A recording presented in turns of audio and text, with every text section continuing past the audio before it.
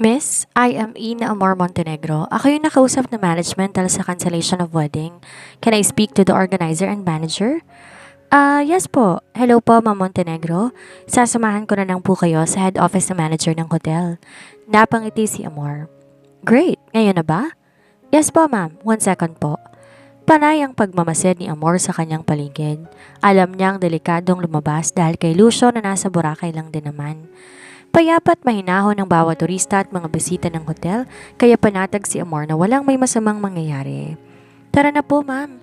Wika na isang staff ng hotel at nauna na tong naglakad, nakasunod si Amor sa kanyang likuran. Pagdating ng dalawa sa harap ng elevator, saka naman nagsalita ang nasa tabi nilang lalaki, mekaniko ng elevator. Out of service po muna mga magagandang ma'am, pasensya na po. Matagal pa po ba yan, kuya? Salita ng babaeng staff. Abutin pa po ng 1 oras, ma'am. Under maintenance, nililinis pa. Paliwanag naman ng lalaki. Nadismaya ang babaeng staff. Ganun po ba? Pasensya na po. Napansin ni Amor na tila ba ayaw ng babaeng staff na gumamit ng hagdan. Anong floor ba? Tanong ni Amor. Nasa VIP suite po, ma'am. Hintayin na lang po natin matapos sa elevator. Ayos lang po ba sa inyo? Nagdadalawang isip si Amor. Alanganin na sumagot. Ngunit sa bandang huli napapayag din siya. Okay, walang problema. Sa lobby na lang po muna maghintay, ma'am. Pasensya na po talaga. Ayos lang, bawal din ako maghagdan. Opera kasi tong mga binti ko. Ganun po ba? Maupo po muna kayo, Ma'am Montenegro. Salamat. Nagpaalam saglit ang babaeng staff. Si Amor naman naiwan sa lobby. May mga ilang guest na doon na nakaupo, kaya hindi siya mababagot sa paghintay. Nang maalala niya si Lucas, sinubukan ni Amor na tawagan si Lucas, ngunit nang maalala niya ulit na under operation ng asawa, hindi niya na lang tinuloy. Bagkus kay Kid ito tumawag. Kid, nasan ka? Nasa kwarto, pabalik ka na ba? Hindi pa under maintenance yung elevator. Matatagalan ako rito sa lobby. Pwede bumaba ka? Samahan mo sana ako rito? Sige, I'm coming. Maghahanda lang ako. Salamat. Kalahating oras na ngunit wala pa rin si Kid. Nag-aalala na si Amor dahil alam niyang delikadong sitwasyon nila ngayon. Dahil sa hindi mapakasali ito, tumayo siya at umalis sa lobby at sasalubungin si Kid sa hagdan kahit alam niya na bawal sa kanya dahil sa mga binti niya. Pagpasok na pa lang ng fire exit, napatingin na siya kaagad sa hagdan, nahahakbangin ito. Maya-maya, hinilot niya ang kanyang mga binti, saka bumuga ng hangin sa kawalan at nagsimula ng maglakad. Kid, nasan ka? Nandito ako sa hagdan. Amor, tulong! Kid? Kid, anong nangyari sa'yo? Nasaan ka? Di na nakasagot si Kid. Sa pag-aalala ni Amor, dali-dali siyang humakbang ng hagdan kahit alam niya ang magiging resulta ng gagawin nito. Sinusubukan niyang tawagan si Lucas ngunit sa kasamang palad nalobat ang telepono ni Amor. Shit, ngayon pa talaga. Hindi alam kung sang palapag si Kid, basta ang alam ni Amor, hahanapin niya yon kahit anong mangyari. Kid? Kid! Kid! Hingal na tawag ni Amor kay Kid na wala namang sagot na natatanggap. Diretso lang ang hakbang ni Amor hanggang sa nakaabot na siya ng pang-4 na palapag at doon niya na lang nakita si Kid na nakahandusay sa sahig. Kid, anong nangyari? Teka, akin ang cellphone mo, tatawag ako ng ambulansya? Nanginginig sa takot si Amor na makitang dugoan si Kid. May saksak sa tagiliran at pinipigilan niya yon ng kanyang kamay. Nang lumapit si Amor, ang suot na polo long sleeve ay hinubad niya at itinapal sa sugat ng pinsan ng kanyang asawa. Kid, gising! Tulong! Tulong! Sigaw ni Amor ngunit walang nakakarinig. Kid, gising! Maghahanap ako ng makakatulong sa atin? Akmang tatayo si Amor nang biglang kumirot ang mga binti niya. Kaya naman napaupo siya sa sahig dahil sa inindang kirot. Sinubukan ni Amor lapitan ulit si Kid upang pigilan ang pag-agos ng mga dugo sa tagiliran nito. Subasabay ang kirot ng binti habang pinipigilan ni Amor ang sugat ni Kid sa tagiliran na hindi alam kung ano ba talaga ang nangyari. Napatingala si Amor nang bumukas ang pintuan ng fire exit sa 5 palapag. Napasigaw ang babae habang napamura naman ang lalaki sa pagkagulat. Tulong! Tumawag kayo ng ambulansya? Di kaagad nakakilos ang dalawang nakakita. Ngunit sakto naman na may mga pulis na nagroronda sa gusaling iyon. Dali-daling lumapit ang dalawang kapulisan kina Amor at Kid na walang malay. Ma'am, ayos lang po ba kayo? Tanong ng isang lalaki. Umiling si Amor. Unahin niyo na muna siya. Bilisan na ninyo bago pa siya maubusan ng dugo. Nanghihinang wika ni Amor. Tumawag na kami ng ambulansya. Bulalas ng lalaki na kasama ang babae. Ma'am, maupo po muna kayo. Kumikirot ang magkabilang binti ko. Huwag niyo muna akong alalahanin. Unahin niyo muna yung pinsan ko. 20 minuto pa bago dumating ang first aid at rescue. Unang nilabas si Kid dahil yon ang inaalala ni Amor. Nang maiwan si Amor, hindi muna siya tumayo bagkos sa mga binti nito. Ma'am, baka kailangan niyo rin po ng stretcher. Umiling si Amor. Ayos lang sir, napagod lang ako kakahanap ng pinsan ko. Mawawala din tong kirot sa mga binti ko. Sigurado po ba kayo ma'am? Hindi ka namin po pwedeng iwan dito. Dadalhin ka rin namin sa presinto para kunin ang statement ninyo sa nangyari. Sunod-sunod namang tumango si Amor. I'm a lawyer. Pinsan ng asawa ko yung nasaksak. Naabutan ko na lang sa palapag na nakandusay na ito't tugoan. Please tulungan niyo kaming mahanap kung sinong gumawa nun sa kanya. Ay ma'am, pasensya na po. Hindi po namin alam na lawyer ka pala. Sige po, nakakasigurado po kayo. Tutulungan namin kayo. Pero po ma'am, ayos lang po ba talaga kayo? 5 minutes. Just give me 5 minutes. I can walk. Alayan niyo po ako. Sige po ma'am. Makalipas ang 5 minuto, tumayo si Amor. Akay-akay siya ng 2 pulis pababa ng hagdan hanggang makalabas ang mga ito sa fire exit. Nagulat na lang si Amor na makita ang lobby area na nagkakagulo. Bakit nagkakagulo na sila dito? Tanong ni Amor sa 2 pulis na nakaalalay sa kanya. Ayon sa paging sa linya namin, may guest daw na nagwawala. Baka yun yung lalaking sumaksak sa kasama mo pero hindi pa sigurado, titingnan pa sa CCTV? Paliwanag naman ng isa. Habang nagkakagulo na napabaling si Amor sa kanan nito kung saan kaagad niyang nakita sina Lucas. Matamlay nang umiti si Amor na makitang ligtas ang asawa. Ngunit ang pinagtataka niya lang, bakit tila na estatwa si Lucas sa kinatatayuan nito? Ayos lang ako? Amor, what happened? Bulalas ni Tyron nang makalapit. Si Kid, sinugod sa ospital, may tama ng patalim sa tagiliran. Matamlay na sabi ni Amor sa lahat. Hahakbang pa sana ng isang beses si Amor nang bigla na lang siyang bumagsak sa kinatatayuan. Amor! Bulalas ni Lucas sabay takbo sa kanyang asawa.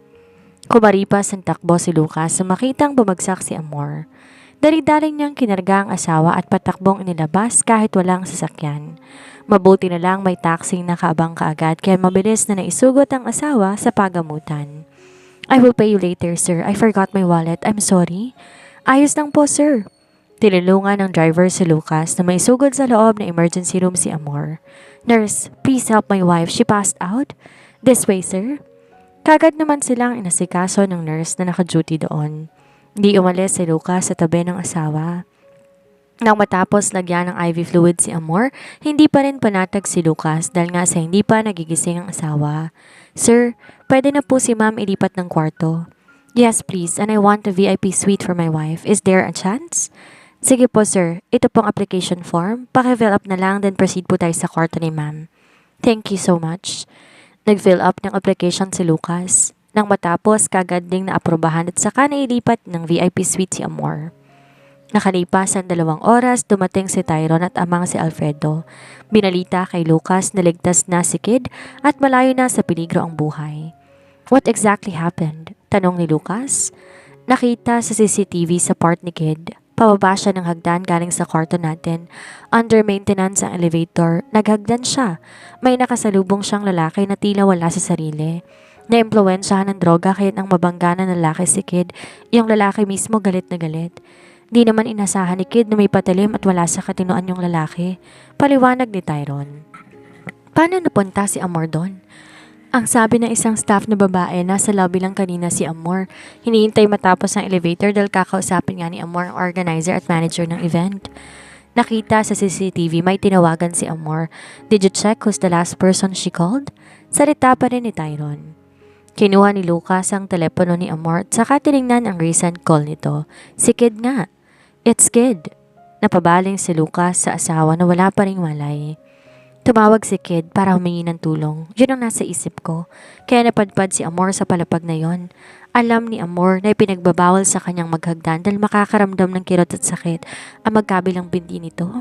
But seems like gustong tumulong ni Amor. Tiniis niya iyon just to help him. Paliwanag din ni Lucas.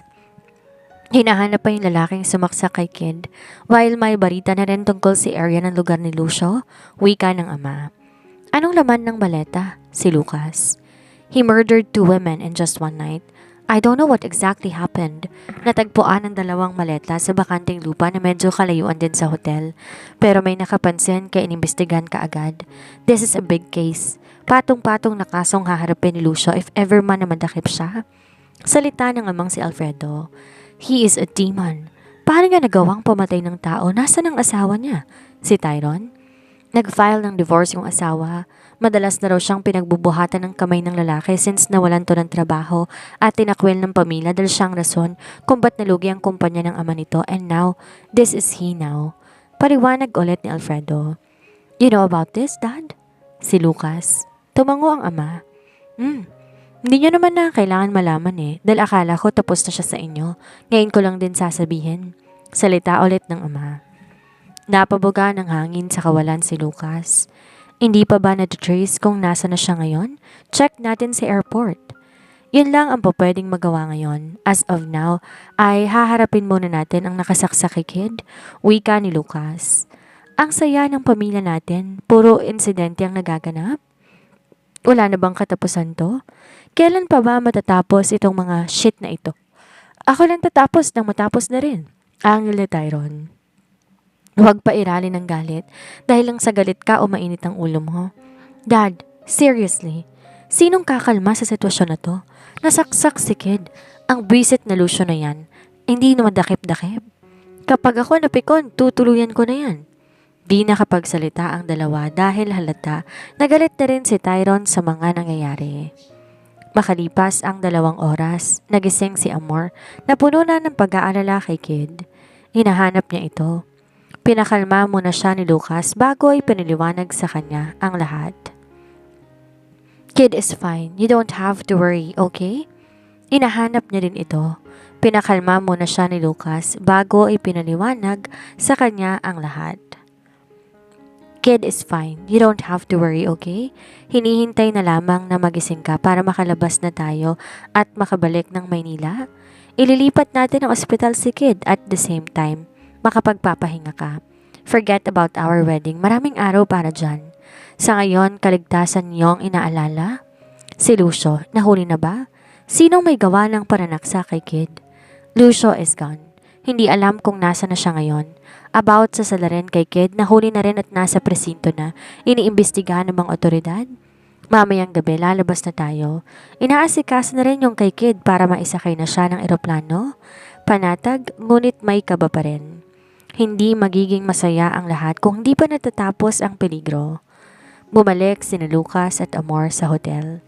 Saktong nakapag-impake ulit ang lahat para sa pagbabalik nila sa Maynila. Nasa lobby na ang mga ito habang hinihintay ang kumpirmasyon mula kina Lemuel at Victor na nasakay na sa eroplano ni Kid. Labis-labis din ang iyak, hagulhol ni Anastasia at pag-aalala ni Caleb sa nakatatandang kapatid. Walang may sinisisi. Aksidente lahat ng nangyari kaya't kalmadong lahat.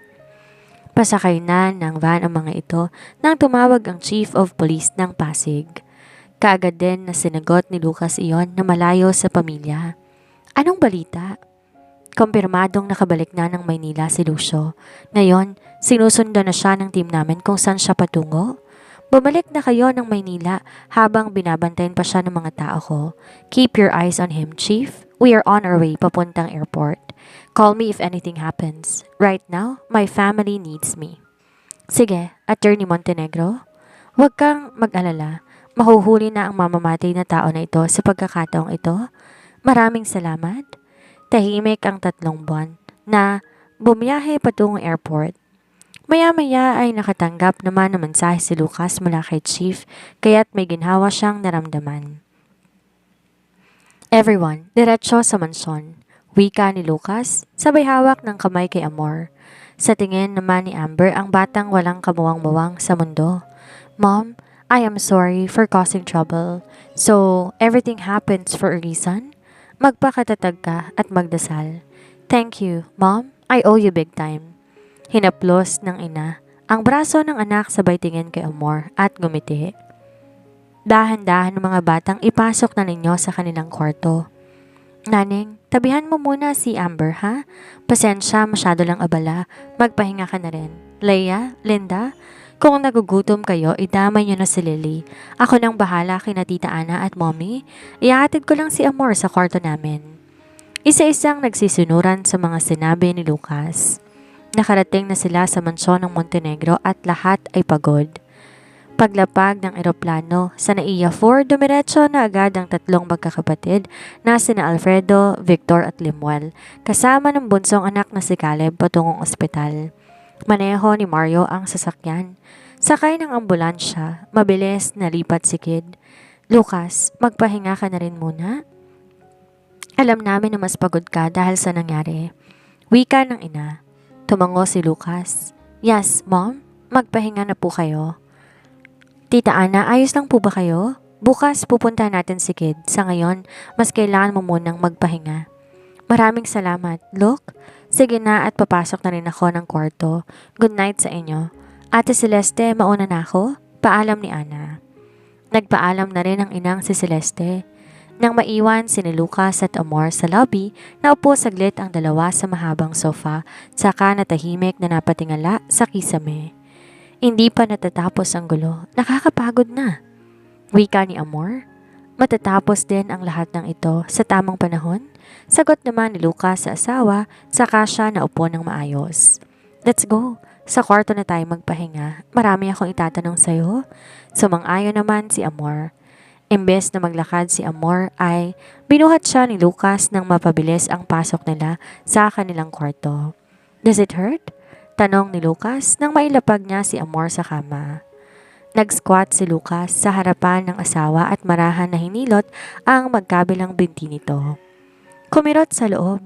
Kailangan ko ulit uminom ng painkiller. Lux, gusto ko nang matulog? Ipagtimpla na lang muna kita ng gatas nang mainom mo na ang gamot mo. Wanna take a shower? I will help you. Umiling si Amor na nakangiti. Ayos lang, kaya ko ng sarili ko.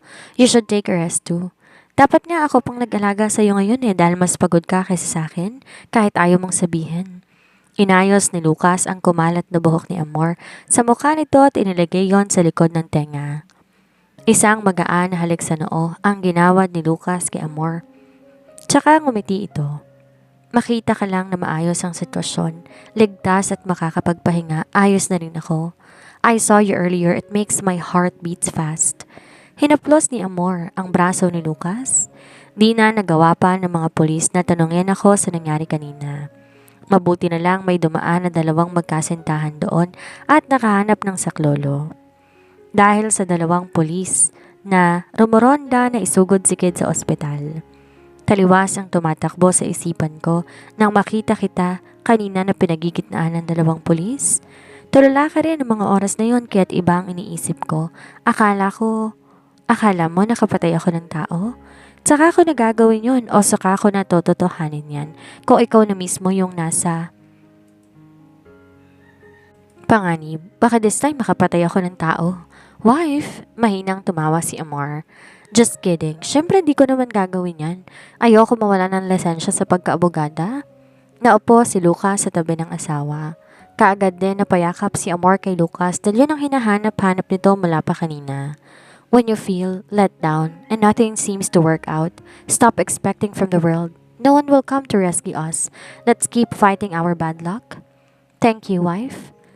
Matapos mag-usap ng masinsinan na mag-asawa, sabay din naligo ang mga ito.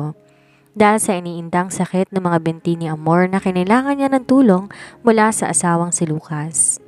Pagkatapos ng dalawa sa banyo at makapagligpit ng suot, sabay na nagpahinga ang dalawa. Pagod man ay nagawa pa rin na lambingin ni Lucas si Amor sa paraang gusto niya. Kinabukasan, 8:00 na magising ang lahat, maliban kina Linda, Leia at asawa ni Mar na si Lily, ay maagang nagising ang mga to upang ipaghanda ng almusal ng lahat. We're going to the hospital today, pangunguna ni Lucas. Kid is awake now and Tito Limuel said Kid doesn't remember anything.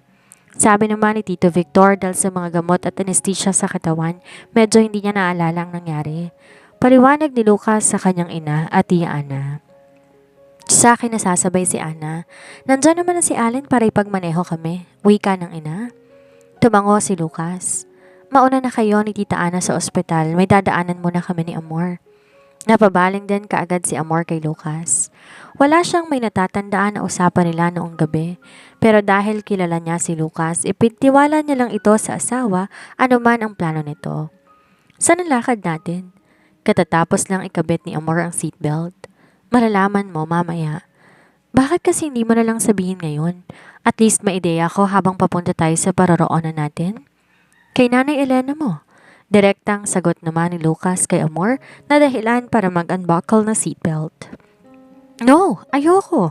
She died last night. Tila nabingi si Amor sa narinig nito mula sa labi ni Lucas. Namatay siya dahil may sakit ito na hindi niya ipinaalam sa iyo simula noon pa. Natanggap ko lang ang balitang yan kaninang umaga pagising ko.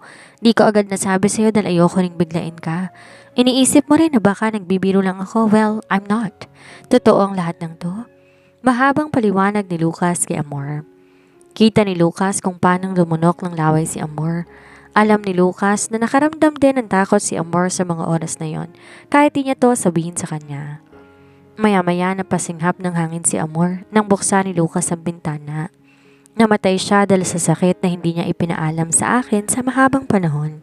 Kargo ko na naman ba ito? Namatay na lang siya, nakargo ko pa rin. Ang laki ng kasalanan niya sa akin tapos magpapakamatay lang siya para bigyan ako ng responsibilidad? Amor, anong pinagsasabi mo? Angin ni Lucas. Binalingan ni Amor si Lucas. She is not my mother. Aniya at nagbukas ng pintuan saka lumabas. Umalis nang walang paalam kay Lucas. How much do you hate your mother, wife? Nilamon ka na ng hatred mo dahil sa mga nagawang hindi maganda ng ina mo. Wika ni Lucas. Tsaka lumabas na rin ng sasakyan. Sinundan si Amor sa loob ng mansyon. Halatang dismayado na naman si Lucas at kinakailangan niyang kausapin ulit si Amor.